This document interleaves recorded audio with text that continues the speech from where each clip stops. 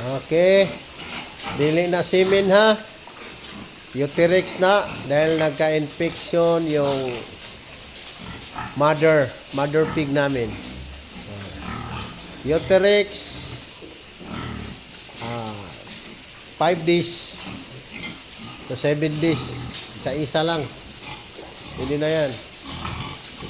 Dahil may ano, parang sira. Okay yan. After 7 days, clean na yan. Pwede na. Inject na naman ng adi para vitamins. Okay. Pila na kadlobing? Ang imong ano ba? Pagbutang. Kaduha? Ay, kaduha pa. So ugma na pod.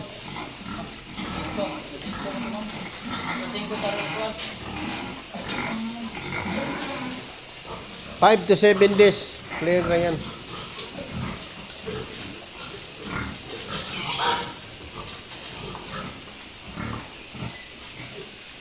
Okay.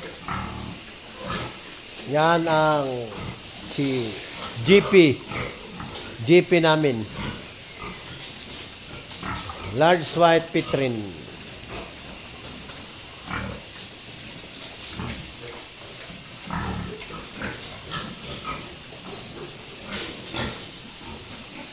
Yan, mga anak na yan nila lahat.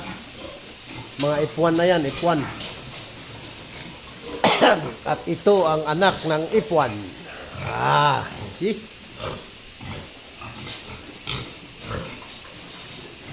Ka-deliver kami kahapon. 4 months, 107 kilos.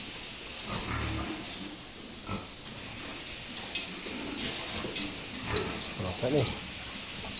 Ito ang sunod.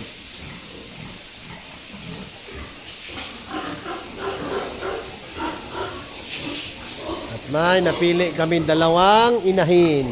Ito. Look at that. 4 months.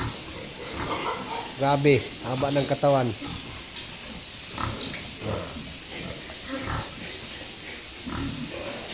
Hmm? 16 tits.